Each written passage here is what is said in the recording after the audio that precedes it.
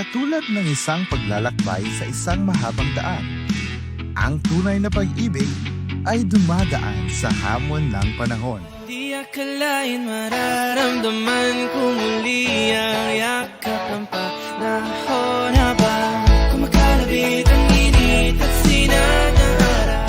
Dumaan man sa mga pagsubok ng buhay, ito'y lalong tumatatag. Di na ako pipilitan, niyawin ko na kaya'y sayang. Tulad ng aking sisibing tanglaw. Katulad ng isang daan, ang pag-iibigan ay may simula. Panalangin ko sa habang buhay, makapiling ka, makasama ka, yan ang panalangin ko. Mula sa mga pusong nananalangin ay pinagtagpo ng may likha ang dalawang taong naghahanap ng kanilang makakasama sa habang buhay. Sana naman makikinig ka, Sila ay sina Beverly at Raymond. minamahal kita.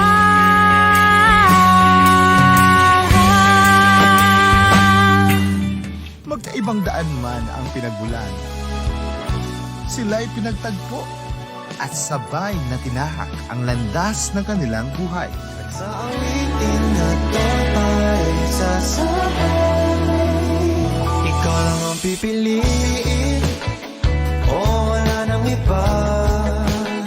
Ikaw ang panalangin na makasama hanggang sa Sa kanilang paglalakbay ay dumating ang isang biyaya na sumisimbolo ng kanilang pagmamahalan. ikaw ang panalangin, ikaw ang panalangin. Ngayong Abril, inihandog ng Finished Work Studios ang bagong kabanata ng kanilang kwento. Sa huli, palagi babalik pa rin sa yakap mo.